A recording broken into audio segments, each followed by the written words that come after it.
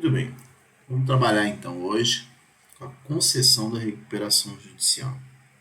Tá? Ao trabalharmos com a concessão da recuperação judicial, claro que essa recuperação judicial ela tem que estar aprovada aí pelos credores. E como vimos em aula passada, aprovada de forma tácita, aprovada por escrito ou aprovada de forma tácita, ou aprovada por escrito, ou aprovada em assembleia. Então, nós vamos trabalhar com essa concessão da recuperação judicial. Mas antes de efetivamente trabalharmos com essa concessão da recuperação judicial, eu quero rever algumas situações com os senhores. Vamos trabalhar aqui então, olha, rapidamente, da nossa Lei 11.101. Deixa eu abrir aqui mais de uma. Da nossa Lei 11.101 de 2005. Vamos lá. Quero rever com os senhores as possibilidades que nós temos aí, né, de autorização dessa recuperação judicial. Vamos começar aqui. Claro, só revendo aqui comigo, por favor. Nós estamos trabalhando na recuperação judicial. Recuperação. Deixa eu trocar aqui. Nós estamos trabalhando com a recuperação judicial. E ao trabalharmos com essa recuperação judicial, nós já tivemos a oportunidade de ver o procedimento. Nós não vimos ainda o procedimento até a concessão. Mas vimos o procedimento da petição inicial, por exemplo. O que eu quero dizer com isso? Eu quero dizer o seguinte, olha. Nós sabemos que o devedor na recuperação judicial, o devedor faz o pedido de recuperação judicial, faz para o juízo da recuperação judicial, o juízo competente. Desse momento em que o devedor faz esse pedido para o juízo verificará se os requisitos da recuperação judicial estão ok. Estando ok, vai mandar processar a recuperação judicial. Processamento inicial da recuperação judicial, que inicialmente suspende prazo por 180 dias. Além disso, com a recuperação judicial, também abre o prazo de 60 dias, para a apresentação do plano de recuperação. Isso tudo nós vimos em aula passada. Plano de recuperação. Então, abre prazo de 60 dias para o plano de apresentação. Suspende as ações e execuções contra o devedor por 180 dias, podendo ser prorrogado, claro. Abre o prazo de 60 dias para a apresentação do plano de recuperação judicial. E nós sabemos, inclusive, que abre o prazo para publicação do edital, que é a primeira relação de credores. Relação essa que os credores podem e devem apresentar as suas habilitações e divergências no prazo de 15 dias. Depois desse prazo de 15 dias, vai para as mãos do administrador judicial. Lembrando também, né, claro, que o juízo vai nomear o administrador judicial.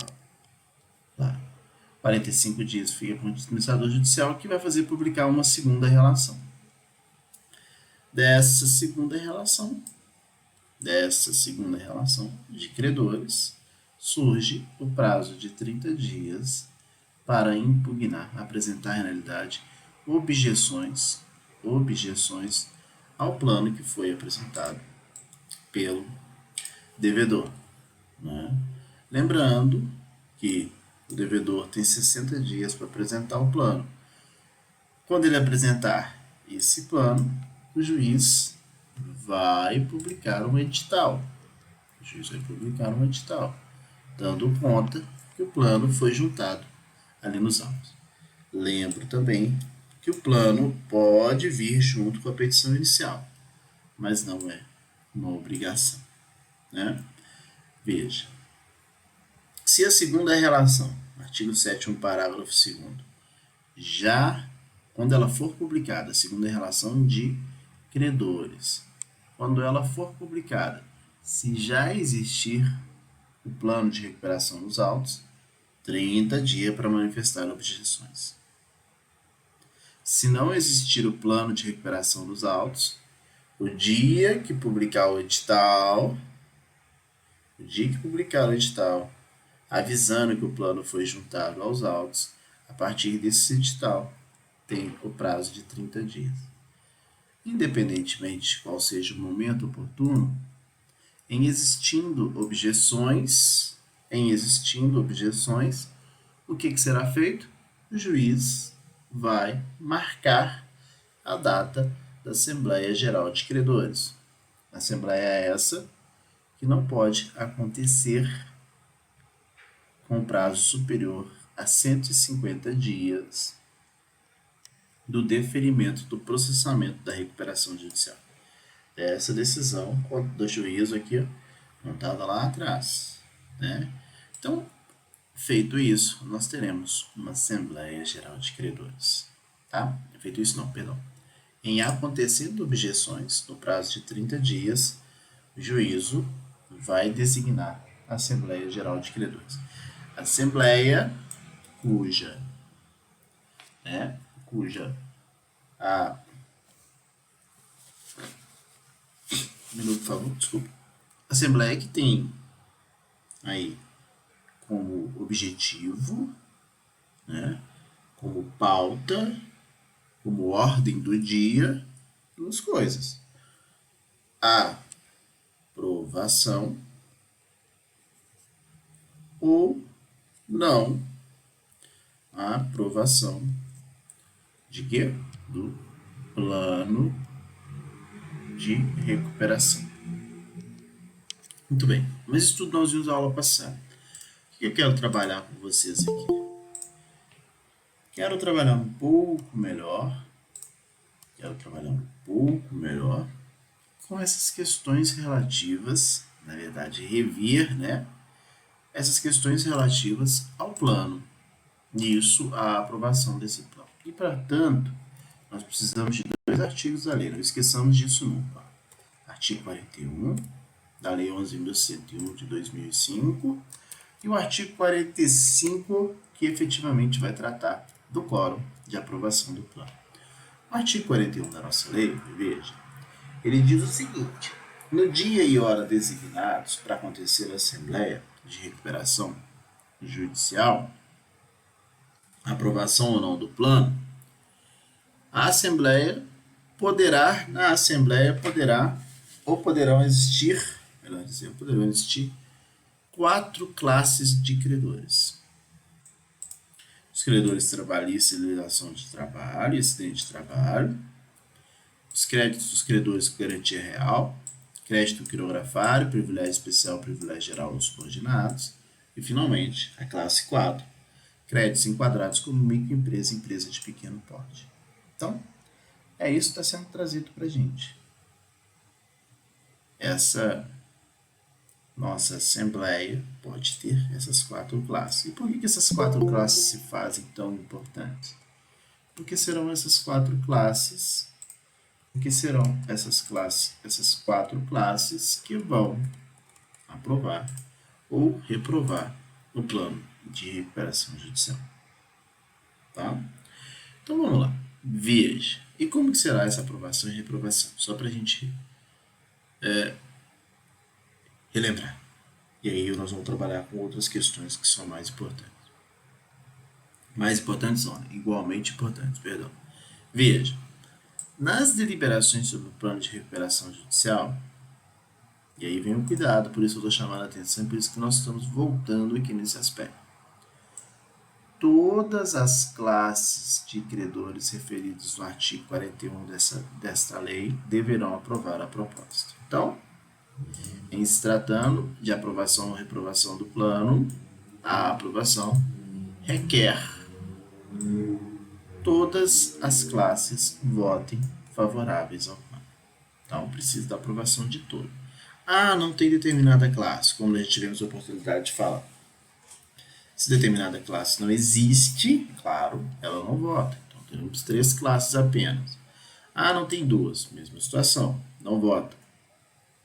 Agora, uma classe existe, mas ninguém foi na Assembleia. O não ir na Assembleia, o não ir na Assembleia, não comparecimento acarreta uma aprovação tácita. Né? Então, isso se mostra bem importante porque o artigo 45 nos diz: em cada uma das classes referidas no inciso 2 e 3 do artigo 41, a proposta deverá ser aprovada por credores que representem mais da metade do valor dos créditos presentes à Assembleia. Olha, então veja. Nas classes 2 e 3, quais são elas? Titulares com garantia real. Titulares com garantia quirografados, privilégio especial, privilégio geral. E subordinados, terá aprovação? Claro. Né? Será aprovado se os credores representarem mais da metade dos créditos do valor total presentes à Assembleia. Mais uma vez, só reforçando aquela ideia que acabei de dizer, o credor que não está presente à Assembleia, né, considera como aprovado. Então, só para a gente entender isso bem. No artigo 45, mais uma vez. Olha, primeiro resultado. Todas as classes presentes, todas as classes representadas, devem aprovar o plano de recuperação. Quem não está presente, aprovação tácita. Além disso, se for classe 2 e classe 3 dos credores,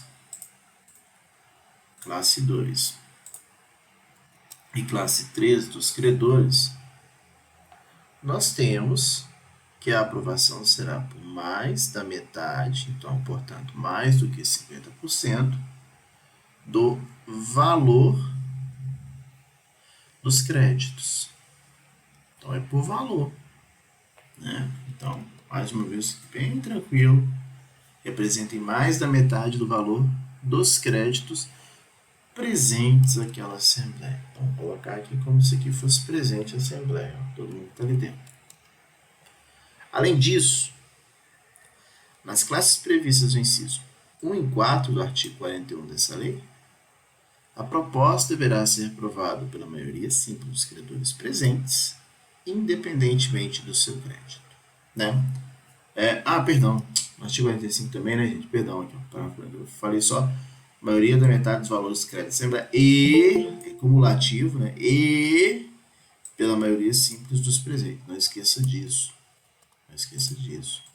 Na classe 2 e 3, então, portanto, né, mais uma vez aqui, ó, é metade dos valores presentes da Assembleia e cumulativamente, ó, não esqueça, a maioria simples dos presentes. Então, na classe 2 e 3 ainda tem que ter, ó, como nós falamos na aula passada, maioria simples dos presentes. Ou seja, voto por cabeça. Isso significa dizer o quê?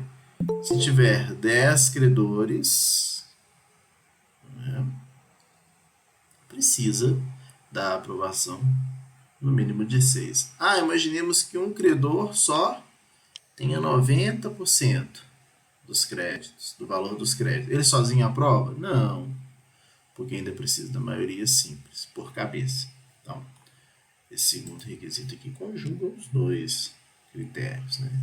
Agora sim, na classe 1 e 4, lá do artigo 41, aí sim, nós temos que só precisa, independentemente do valor, né, a mesma regra. Nós só precisamos de maioria simples. Se existem 10 credores, precisamos só de maioria simples. Então, é isso que foi trazido aqui para a gente também. Ó, artigo 45. Nas classes previstas no inciso do artigo 1 e 4, artigo 45. Nas classes do inciso 1 e 4 do artigo 41, a proposta deverá ser aprovada por maioria simples de credores presentes. Quem não está presente, mais uma vez, aprovou, independentemente do valor do seu crédito. Preenchida todas essas situações, o que que nós temos? Nós temos a aprovação do plano, né? Todas as classes aprovaram, as classes 2 e 3, 50% do valor, mais maioria simples aprovou, e na classe 1 e 4, mais da metade das pessoas, dos presentes, dos credores, independente de valor, não se leva em consideração o valor aprovado. Também esses credores aprovaram. Cumprindo todos esses requisitos, o que que nós temos? A aprovação do plano. Então, o plano está aprovado. Agora, nós temos que tomar um cuidado. E seria um cuidado de que sentido? Veja. Nós temos aqui duas situações. Eu vou tratar, dando continuidade, inclusive, no que estamos falando a respeito dessa aprovação da Assembleia Geral de Credores, do artigo 45, eu vou falar com vocês agora, a gente vai tratar de uma situação que eu não falei na aula passada, que é justamente a aprovação alternativa desse plano, que está presente aqui no artigo 58, mais especificamente no parágrafo 1º. O que que nós vamos ver? Nós vamos ver aqui que nessa aprovação alternativa do plano, quase, veja o que eu estou dizendo, ó, quase houve a aprovação nos moldes aqui do artigo 45. Então, quase aconteceu essa aprovação, mas ela não ocorreu. Se ela quase aconteceu, essa forma alternativa, se quase aconteceu a aprovação nos termos do artigo 45, agora sim, de forma alternativa, o juiz pode, eu costumo dizer, forçar a barra, apresentar uma aprovação a esse plano que quase conseguiu ser aprovado. Mas para isso, há necessidade de se verificar a presença dos requisitos que estão aqui no parágrafo 1º. Olha o que diz. O juiz poderá conceder a recuperação judicial. O juiz poderá conceder a recuperação judicial com base em plano que não obteve a aprovação nos termos do artigo 45. Ó. Então, não teve essa aprovação, artigo 45, desde que, na mesma Assembleia, tenha obtido de forma cumulativamente. Então, o que aconteceu? Da análise dos requisitos, que nós vamos ver agora, mais uma vez, quase foi aprovado. Mas esse plano não foi aprovado, mas ele foi quase aprovado. Os requisitos aqui foram quase todos completos, mas não foram. Então, o juiz poderá.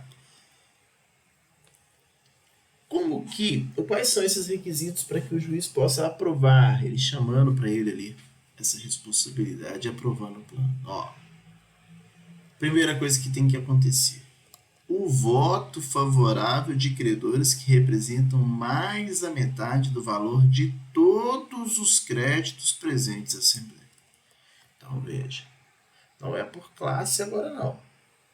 Vamos ver? Tem Assembleia Geral de Credores. Ela está aqui, ó. Assembleia Geral de Credores. É claro que sempre que instaurada uma Assembleia Geral de Credores, passa uma lista para saber quantos credores estão presentes e, principalmente, qual é o valor e quais são os créditos que estão presentes. Para aprovação dessa forma e alternativa pelo juiz, o que tem que estar presente? Veja. E quem tem que ter aprovado? Fez análise aqui, ó, de todas as classes e verificou que mais do que 50% dos créditos. Então, veja, desses 50% do crédito, primeiro requisito, ó, mais do que 50% de todos os créditos presentes por valor, né? Por valor, aprovaram. Por valor, aprovaram. Aqui, ó. O voto favorável de credores que representam mais da metade do valor de todos os créditos presentes na Assembleia, independentemente das classes. Então, mais do que 50% tem que ter aprovado. Segundo requisito.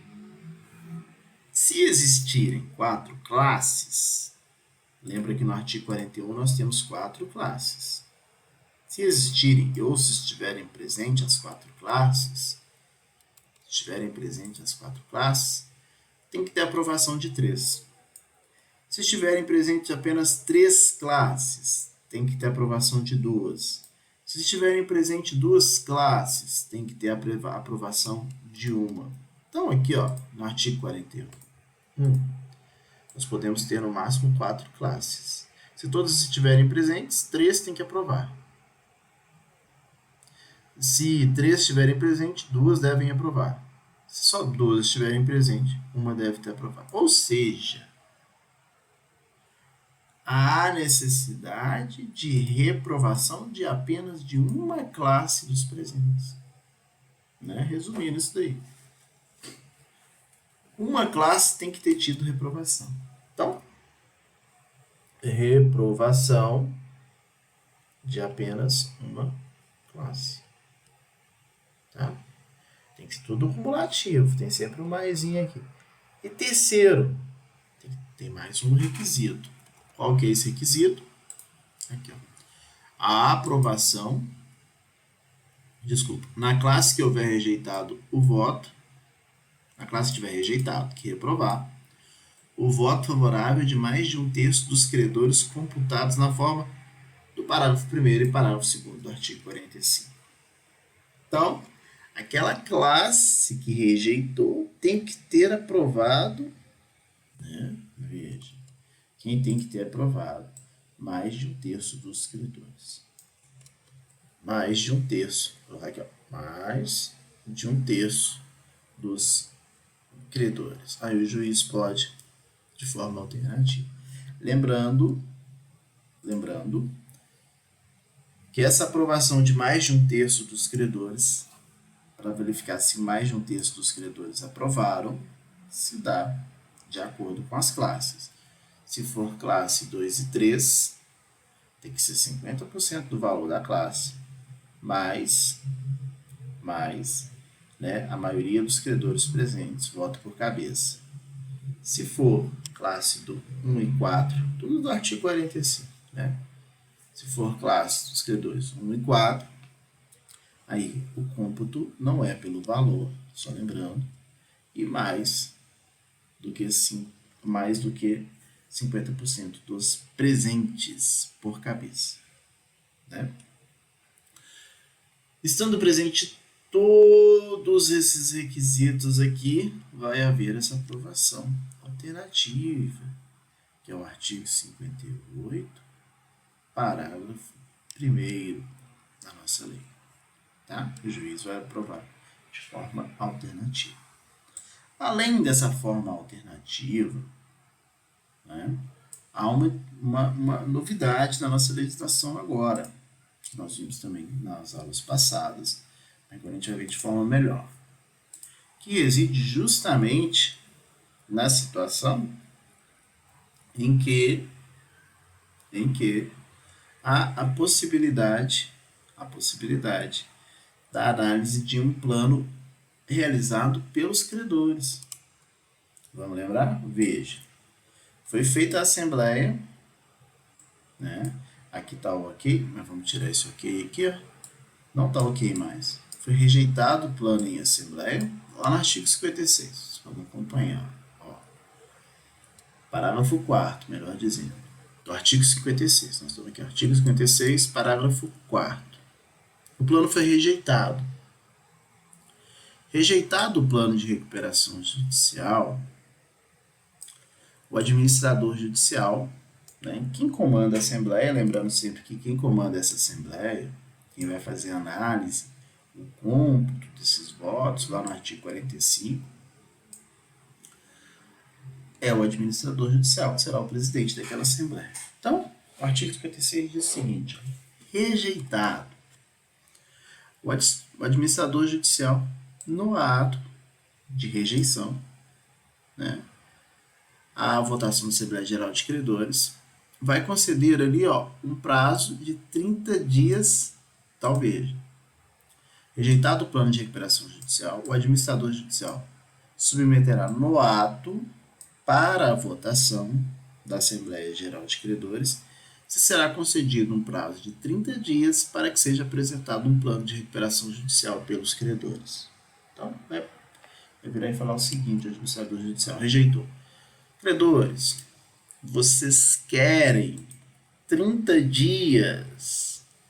Vocês querem 30 dias para apresentar um plano? O administrador judicial vai perguntar. E claro, os credores, né, poderão ou não aceitar. A concessão desse prazo de 30 dias deverá ser aprovada por credores que representem mais da metade dos créditos presentes na Assembleia Geral de Credores. Então, a concessão desse prazo de 30 dias para os credores precisa de mais da metade do valor, dos créditos presentes na Assembleia Geral de Credores. Mais da metade do valor dos créditos presentes aqui naquela Assembleia Geral de Credores. Feito isso, será apresentado um plano pelos credores. Poderá ser apresentado um plano pelos credores. O plano de recuperação proposto pelos credores será colocado em votação em uma Assembleia. Depois de apresentado, será colocado em votação, caso sejam satisfeitas cumulativamente as seguintes condições. E as condições estão trazidas aqui nesse parágrafo 6º do artigo 56. Vamos verificar quais são essas condições. O não preenchimento dos requisitos previstos no parágrafo 1º do artigo 58 dessa lei. Então, significa o quê? O que quer dizer com isso? Se existir, olha o que está sendo falado, se existir a possibilidade de aprovação alternativa do plano em face do preenchimento dos requisitos do artigo 58, quais sejam a apresentação do plano e a aprovação de mais do que 50% de todos os valores presentes na Assembleia, se for reprovado em apenas uma classe, se a classe que reprovou um terço dos credores aprovaram, nós acabamos de ver que há aprovação alternativa daquele plano. O juiz força a barra, que é do artigo 58, parágrafo 1º. Né?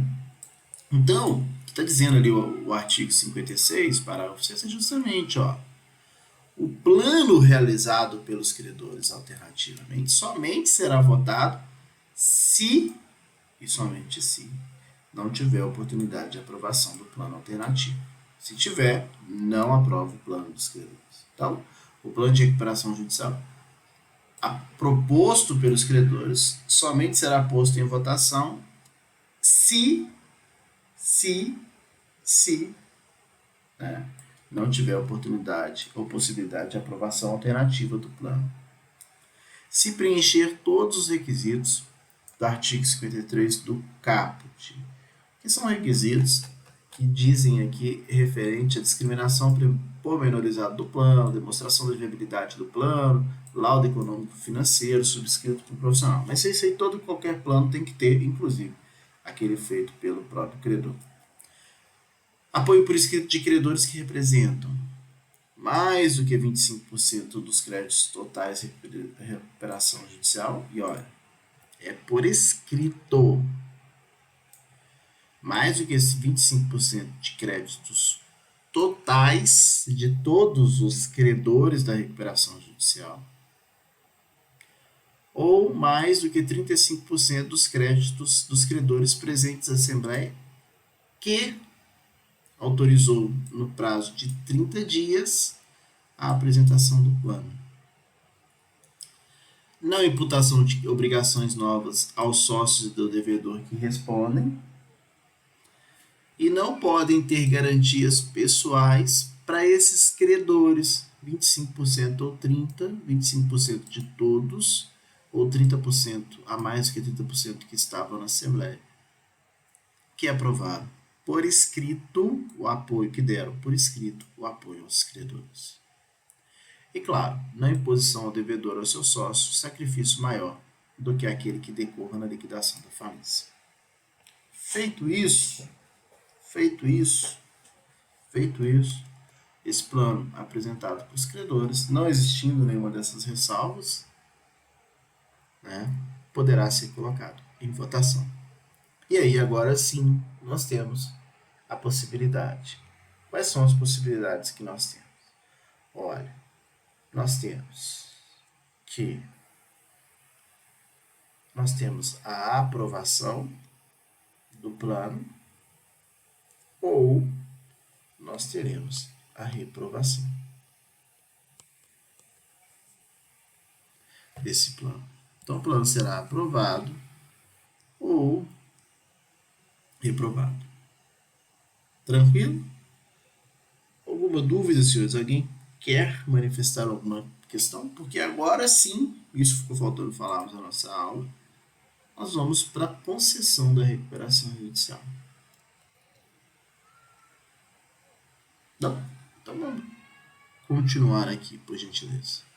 Então o que nós temos é o seguinte, olha, aprovado esse plano, aprovado de que forma? Deixa eu só dizer isso aqui. Aprovado. Inicialmente o plano apresentado pelo devedor em assembleia. Então, antes disso, né? Como que o plano pode ser aprovado? Vamos só lembrar aqui rapidamente. Ó. A aprovação do plano.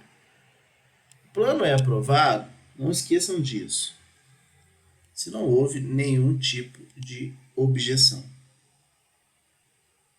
Né?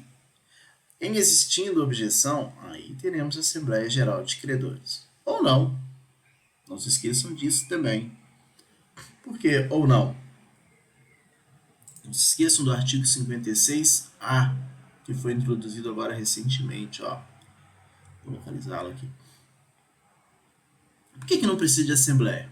Porque aqui, ó, até 5 dias antes da data da realização da Assembleia Geral de Credores convocados para deliberar sobre o plano, o devedor poderá comprovar a aprovação dos credores por meio de termo de adesão, observando o quórum previsto no artigo 45.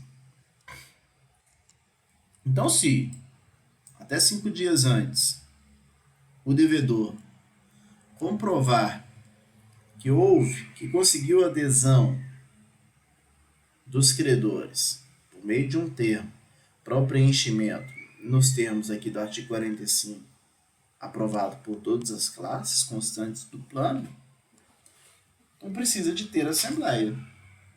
Não precisa. Né? Então, o que nós temos? Para que nós tenhamos aí o deferimento, a ausência de objeções, ou se existirem objeções, que seja realizada a assembleia, ou nem precisa da assembleia, porque pode ter a juntada dos termos nos moldes do artigo 56A da nossa lei. Mas acontecendo na assembleia, você pode ter a aprovação por meio inicial do devedor do artigo 45 da nossa lei, que acabamos de ver. Você pode ter por meio aprovação alternativa nos moldes do artigo 58, parágrafo 1º, né? Que aquela quase aprovou, mas não conseguiu. Ou pode existir ainda, alternativamente, um plano apresentado para os credores que será analisado desde que não haja favorecimento para esses credores, né? E que não haja para os credores que autorizaram a realização desse plano no prazo de 30 dias, né? E que não seja, claro, o plano aprovado nos termos do artigo 41 e, claro, também o plano alternativo do artigo 58. Nesse aspecto, agora sim, estando presentes, nós teremos aí a concessão da recuperação judicial. Por outro lado, nós não possamos nos esquecer que pode existir também a reprovação do plano. Reprovação do plano apresentado pelos credores, reprovação apresentada pelo devedor sem apresentação dos credores, e a impossibilidade da aprovação alternativa do artigo 58, parágrafo 1º. Preenchido todas essas situações, aí sim, nós temos a reprovação, e a reprovação vai acarretar na falência ou na convolução da recuperação judicial em falência. Ok? Vamos continuar então. Veja. O artigo 57 fala para nós que após a juntada aos autos do plano aprovado pela Assembleia Geral de Credores, ou decorrido o prazo de 30 dias para as impugnações, sem que haja nenhum tipo de objeção dos credores ao plano, o devedor apresentará certidões negativas de débitos tributários nos termos do artigo 151, 205 e 206 da Lei 5.172. Veja, o artigo 68 da nossa lei fala o seguinte, olha, vamos ver. O artigo 68 fala o seguinte para a gente. As fazendas públicas, o Instituto Nacional de Seguridade Social, poderão definir nos termos de legislação específica parcelamento dos seus créditos em sede de recuperação judicial de acordo com os parâmetros estabelecidos pelo Código Tributário Nacional. Por que eu estou te dizendo isso? Olha a dificuldade trazida no artigo 57. Após juntada do plano, ou se não existirem objeções dos credores, o plano está aprovado, o devedor apresentará certidões negativas de débitos tributários. Qual que é essa grande dificuldade? Nós sabemos que na recuperação judicial, não se esqueça disso, os créditos tributários não fazem parte da recuperação. O artigo 68, ele traz para nós que, mesmo não participando de uma recuperação judicial por crédito tributário, vai ter uma legislação específica para tratar desse crédito tributário.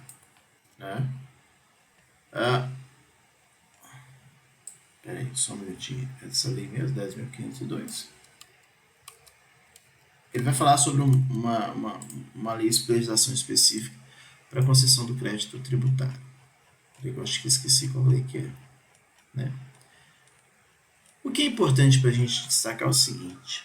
A única situação que temos... 10.522. Só um minutinho. É 10.522. Eu volto aqui rapidamente. Só abrir a lei aqui rapidamente. E aí eu explico para vocês o que eu estou querendo dizer.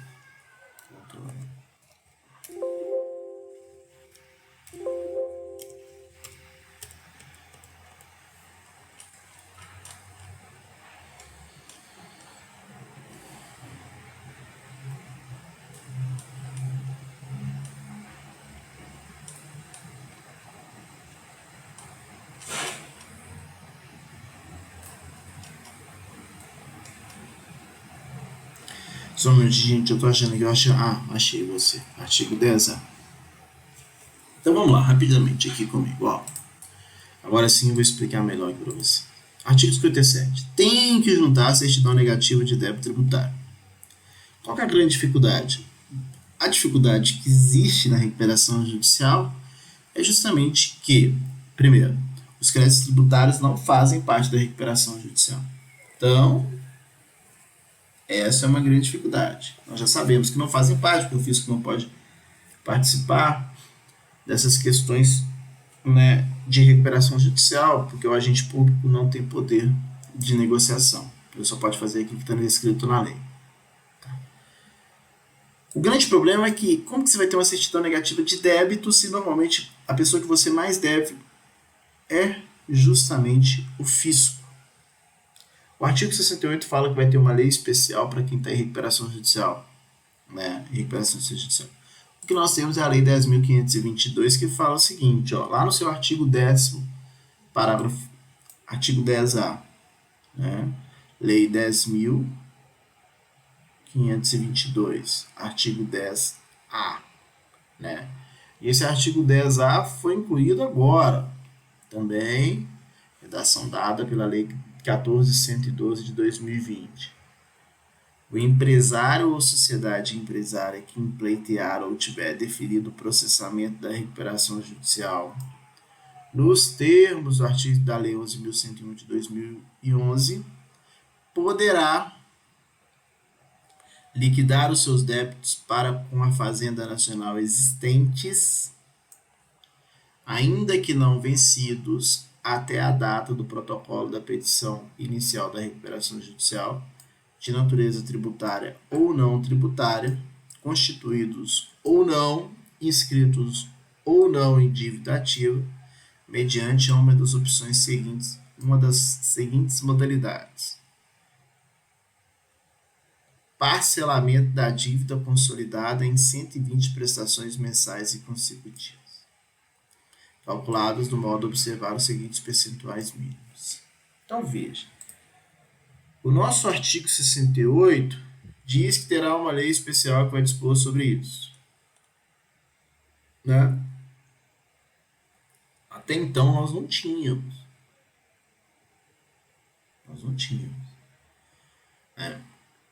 As fazendas públicas nacionais poderão deferir, no termo de legislação específica, parcelamento de seus créditos em sede de recuperação judicial. Nós não tínhamos. O que nós temos agora? O que nós temos? Lei 10.522, mais uma vez, ó. O empresário ou sociedade empresária que pleitear o deferimento do processamento da recuperação judicial poderá liquidar os seus débitos para com a Fazenda Nacional Assistente, ainda não vencidos. Inicial da recuperação judicial, como parcelamento e 120 prestações mensais e sucessivas consolidadas no ato do parcelamento. E aí que vem todas as regrinhas, né? E poderá, aí tem aqui também, relação a débitos administrados da Secretaria de Receita Federal, parcelado em 84 parcelas, enfim. Então nós temos aqui agora possibilidade de parcelamento desses débitos nos moldes aqui do artigo 10A. Lá no 10C também vai ter a possibilidade de fazer uma transação sobre isso. Mas enfim, o que eu estou querendo dizer para vocês é o seguinte, quero que você acompanhe meu raciocínio. O artigo 57 da nossa lei diz que tem que ter certidão negativa. Qual que era a grande dificuldade? Não tinha nenhuma forma de parcelamento especial. Agora tem. Recente agora temos essa possibilidade de parcelamento especial para quem está em recuperação judicial.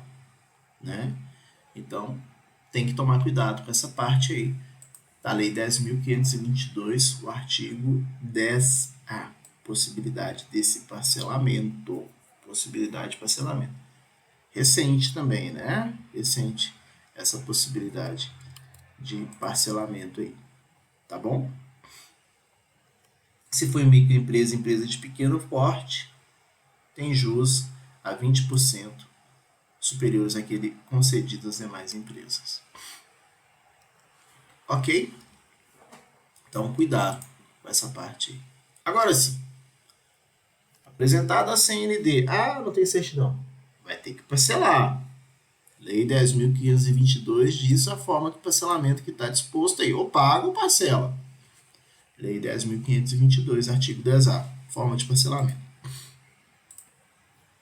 Cumpridas as exigências da lei, o juiz considerará a recuperação judicial do devedor, cujo plano não tenha sofrido objeção, claro, ou que tenha sido aprovado em Assembleia Geral de Credores, na forma do artigo 45, ou do artigo 56A, ou do artigo 58, parágrafo 1º também.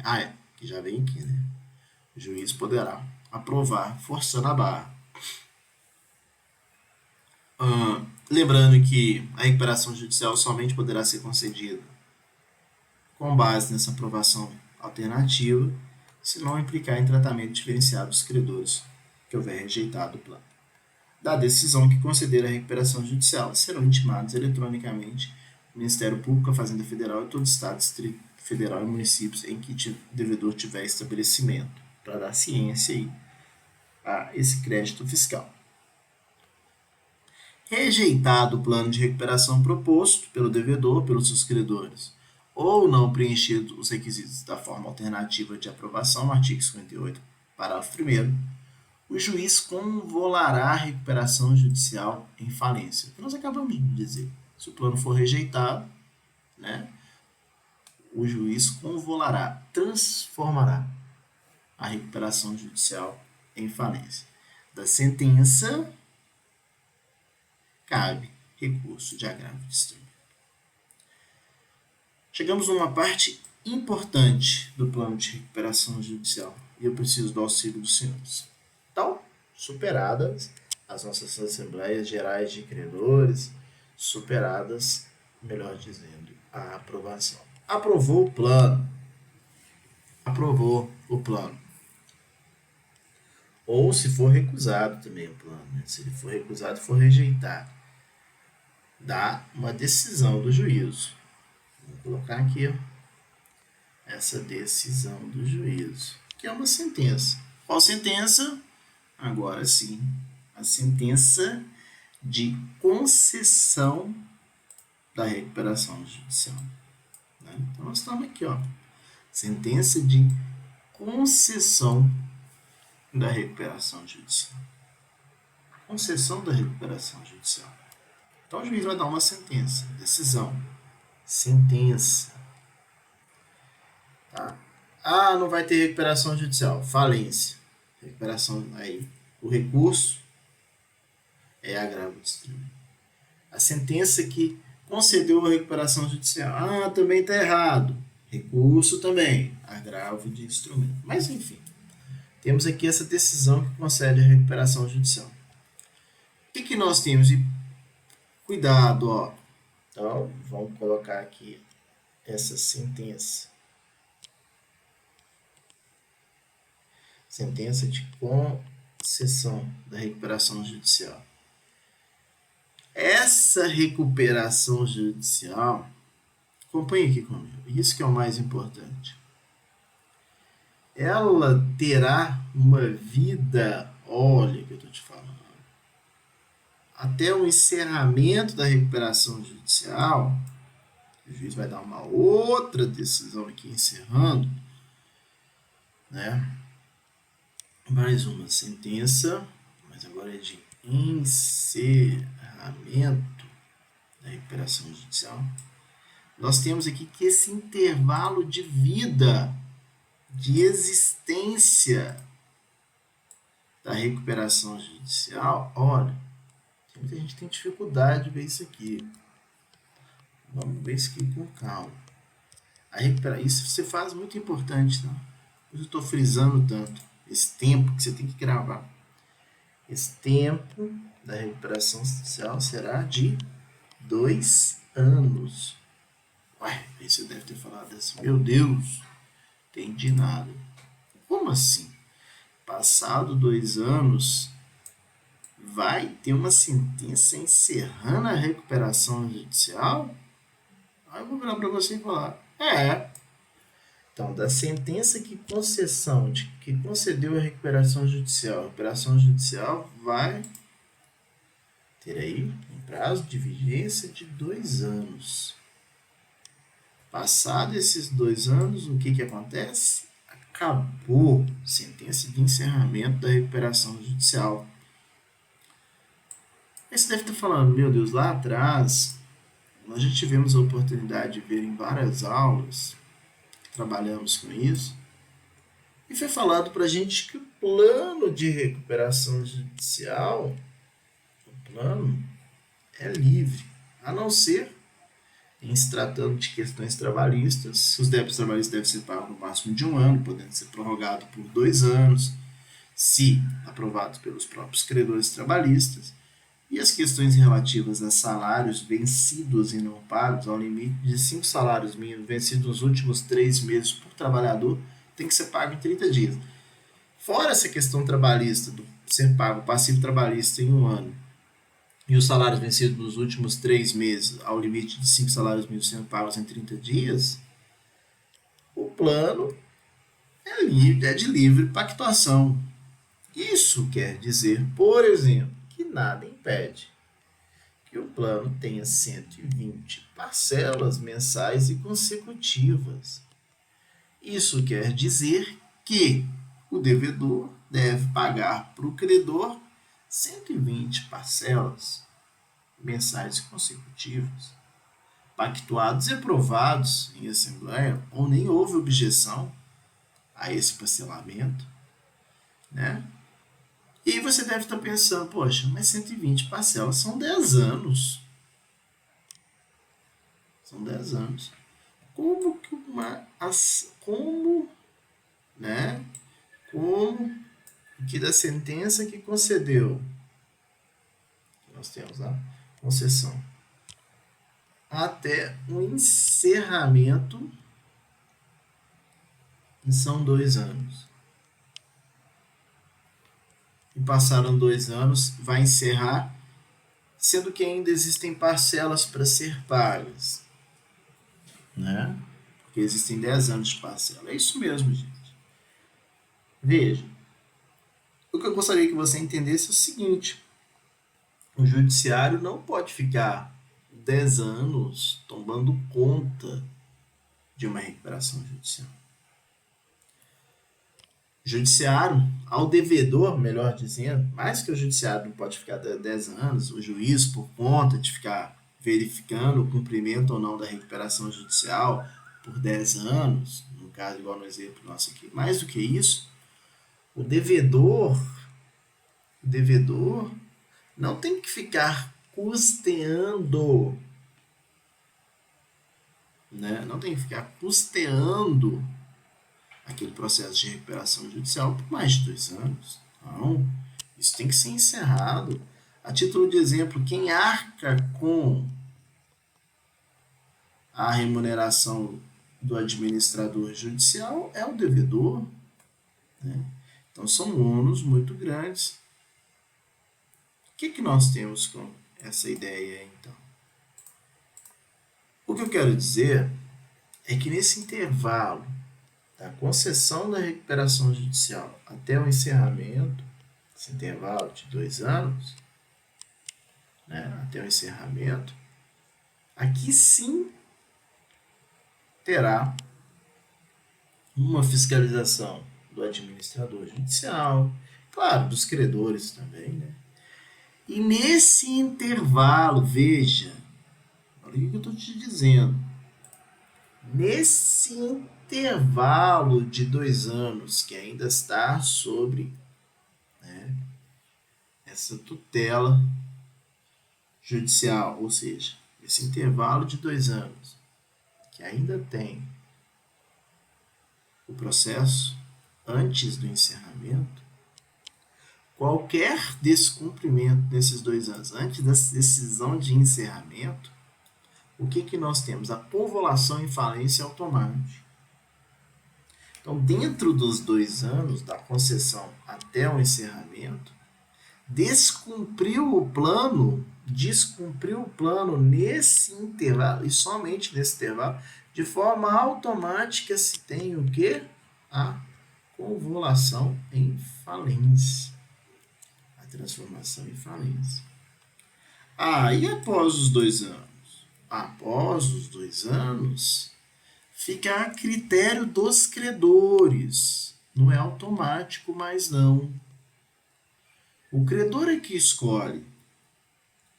Se há um inadimplemento, e no nosso caso lá eram 120 parcelas, olha, por exemplo, 120 parcelas que eram, né, 10 anos, eu ia colocar 10 anos, mas foram 120 parcelas, a partir de 2 anos, ainda fica faltando 8. Descumpriu lá no 6º ano. Já tinha passado mais de 70 parcelas. O credor é que vai analisar naquele eventual descumprimento. O credor é que vai analisar. O que o credor pode fazer? Olha, o credor pode pedir o cumprimento da sentença, porque veja, por que eu digo cumprimento da sentença? Essa decisão que concede a recuperação judicial é uma sentença. O recurso, inclusive, é um agravo de instrumento, como vimos. Mas da sentença que concede a recuperação judicial é uma sentença. É o título executivo judicial.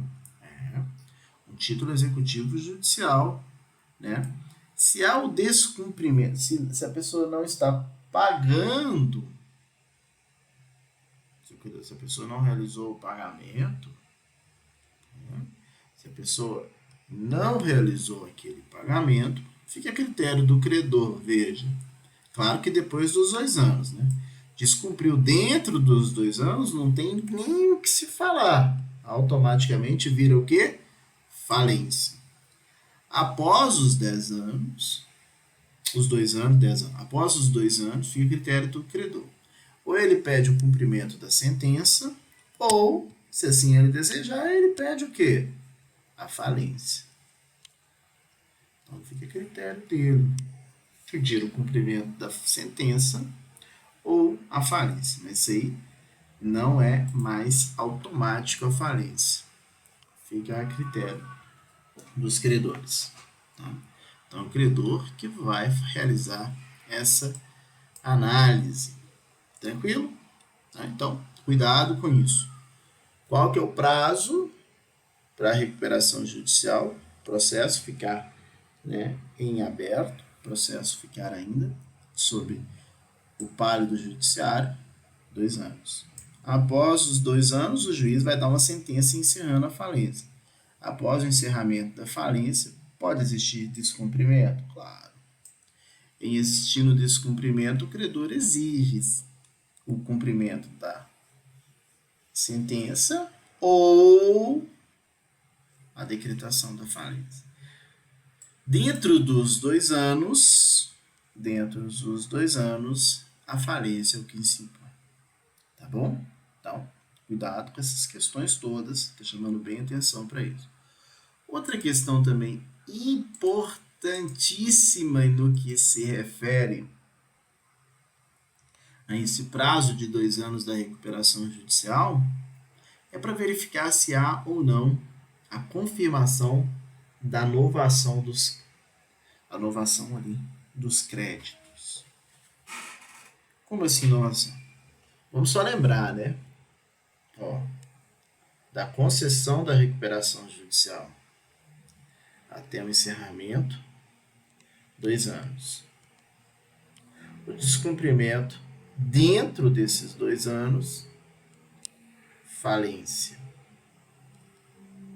Né? Após os 2 anos, fica a critério do credor.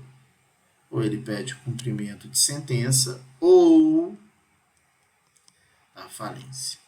Mas aqui fica a critério de quem? Do credor. Ótimo. Né? Sentença de encerramento, sentença de concessão. Muito bem. O que eu estou trazendo agora para você? Informação nova. Né? Trazendo para você o seguinte: inovação. O que é inovação mesmo? Tá? Vamos pegar aqui para a gente poupar um pouquinho de tempo. Só rapidamente. Falando aqui sobre inovação. O que eu quero dizer para você? Rapidamente, querido, desculpa.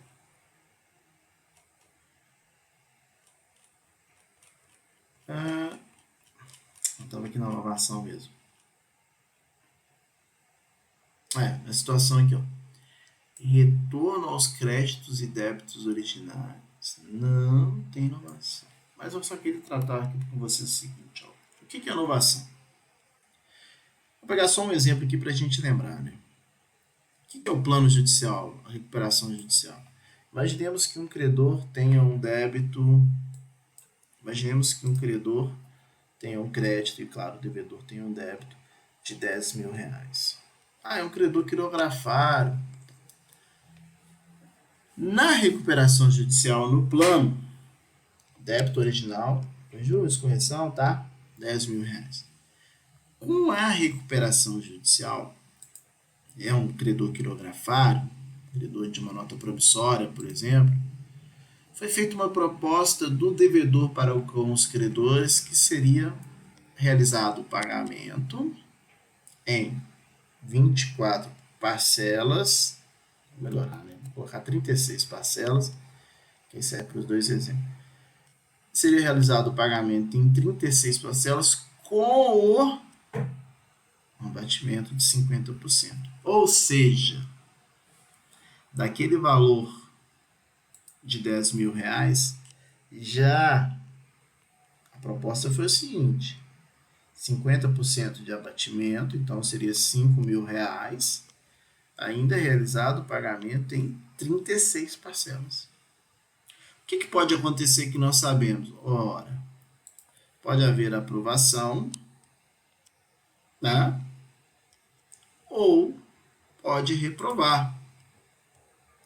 No nosso caso, aqui, vai haver uma aprovação. Se houver essa aprovação no plano, se o credor, os credores aceitaram essa proposta, houve uma novação à aprovação do plano e consequente novação. Ou seja, o débito que era de 10 passa agora a ser de 5. Novação é isso, né? Novação é ter uma nova obrigação. Assumir uma nova obrigação. E ainda esse débito de 5.000 será pago agora em 36 parcelas. Tá? Então, o que nós temos aqui? Nós temos o seguinte, olha. Nós temos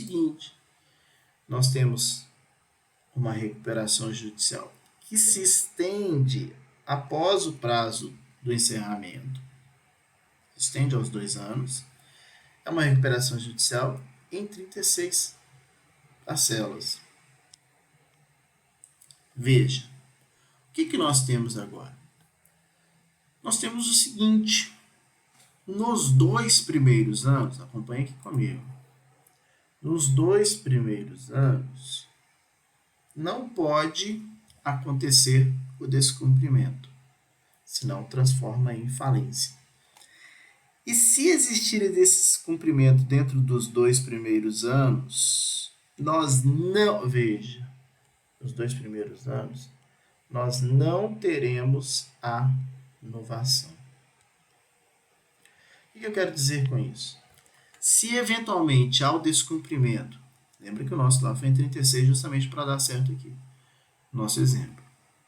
Se houver o descumprimento dentro dos 2 primeiros anos, ou seja, da concessão até o encerramento, tecnicamente falando, da sentença que concede até o encerramento, se houver esse descumprimento, não haverá novação. Ou seja, volta-se ao status quo para que os créditos vão concorrer ali na falência. Em outras palavras, veja no nosso exemplo, quanto que era o valor inicial? 10.000. Operou-se a novação com a recuperação judicial, R$5.000, em 36 parcelas. Mas se tiver a falência automática, ou seja, se tiver o descumprimento nesse interregno da concessão até o encerramento, desse prazo de 2 anos, não haverá novação. O valor volta para os R$10.000 no nosso exemplo. Vamos restituir. E depois do encerramento? Você já entendeu. Depois do encerramento, opera-se a novação.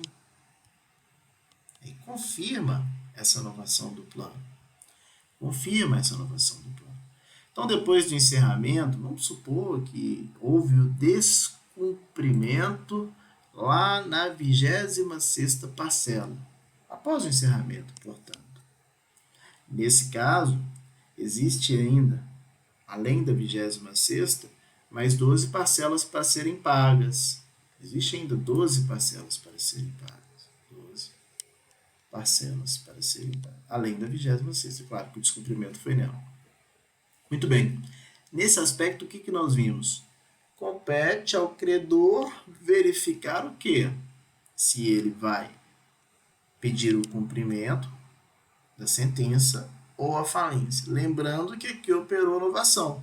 Se operou novação, claro que ele pode cobrar única e exclusivamente o valor referente aos R$5.000. Claro também que deduzido, né? Claro que deduzido aquilo tudo que já foi pago. Imaginemos que já pagou lá 4.000 ou 3.000, sei lá. Um pouco pagou R$3.000. Mais que isso. O valor que ele já pagou não importa, será deduzido. Ele só pode cobrar, claro, as 12 parcelas restantes. Ou pedir a falência nas 12 parcelas. Pedir a falência nas 12 parcelas. Ou pedir o cumprimento. Aqui, dentro do período concedido da concessão até o encerramento, não vai ter inovação.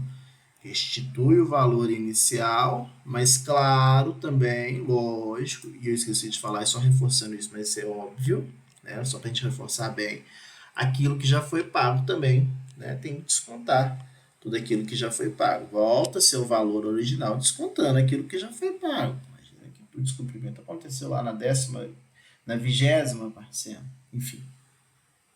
Já tinha feito o pagamento de alguma coisa, tem que descontar aquilo que foi pago, claro. O que eu quero dizer? Dentro da recuperação judicial, ao descumprimento do plano, se existiu o descumprimento do plano, tem a convolução da falência e não se opera essa inovação. O crédito volta à sua origem, descontando, claro, aquilo que já foi pago. Depois do encerramento, compete ao credor pedir a falência ou o cumprimento da sentença. Ele que escolhe. Mas aqui com o crédito novado. Operou-se a novação. Ou seja, nós já temos aí o valor novo, o valor pactuado no plano. Né? Que no nosso exemplo, o valor original era 10.000 e o valor da novação, R$5.000. Após o encerramento da recuperação judicial, é pelo valor novo, novado, operou-se a novação, no nosso caso. Foi de R$5.000. Né? Então isso aí se mostra bem importante e é isso que nós temos que tomar cuidado. Né? A contra-decisão. Agora só para a gente fechar isso aqui na lei mesmo, vou fazer uma leitura aqui com vocês. Né? Só voltando, o plano de recuperação judicial, artigo 59. O plano de recuperação judicial implica a inovação dos créditos anteriores ao pedido e obriga o devedor e todos os credores a ele sujeitos, sem prejuízo das garantias. A decisão judicial que conceder a recuperação judicial constituirá em título executivo judicial, dos termos do artigo 584, inciso 3º, do Código de Processo Civil.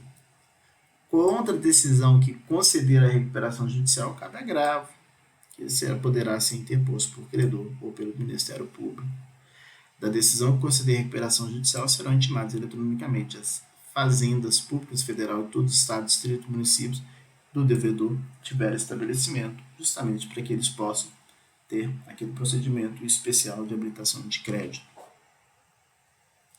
Se o plano, na falência, claro, se o plano de recuperação judicial aprovado envolver alienação judicial de filiais ou unidades produtivas isoladas do devedor, o juiz ordenará a realização observada no artigo 142 dessa lei.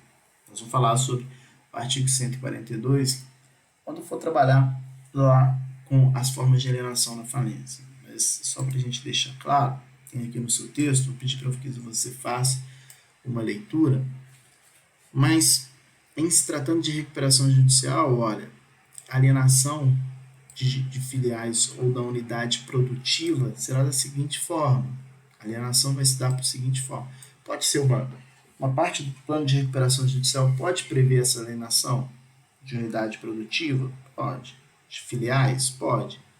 Mas será por meio de leilão eletrônico presencial ou híbrido, ou processo competitivo organizado e promovido por agente especializado de reputação ilibada, cujo procedimento deverá ser detalhado em relatório anexo ao plano de realização do ativo ou plano de recuperação judicial. Então, pode ser por leilão eletrônico presencial ou híbrido, ou processo competitivo, desde que previsto no plano de recuperação judicial, ou qualquer outra modalidade aprovada pelo juiz nos termos da lei. Isso aqui é alienação. No que se refere à alienação do estabelecimento empresarial, ou alienação de filial, ou alienação de unidades produtivas isoladas, tem que tomar um cuidado.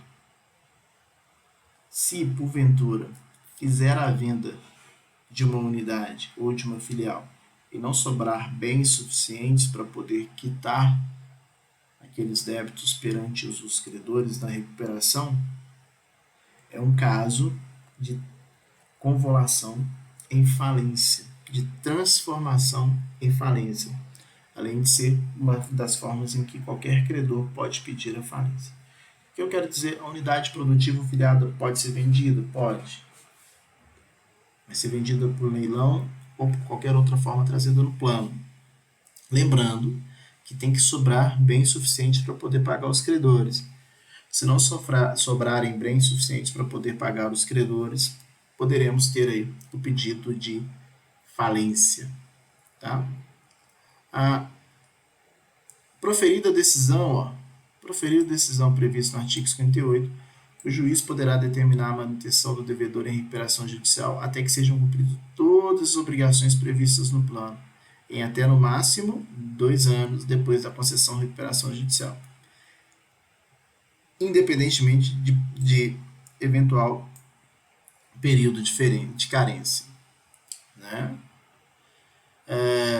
Durante o período estabelecido no caput desse artigo, o descumprimento de qualquer obrigação prevista no plano acarretará a convolução da recuperação judicial em falência. Decretada a falência, os credores terão reconstituído seus direitos e garantias nas condições originalmente contratadas. Não opera-se, como vimos, a novação. Decretada a falência nos 2 anos, não opera-se a novação. Né? Deduzidos os valores eventualmente pagos e ressalvados os atos validamente praticados no âmbito da recuperação judicial. Após o prazo previsto no artigo 61, após os 2 anos,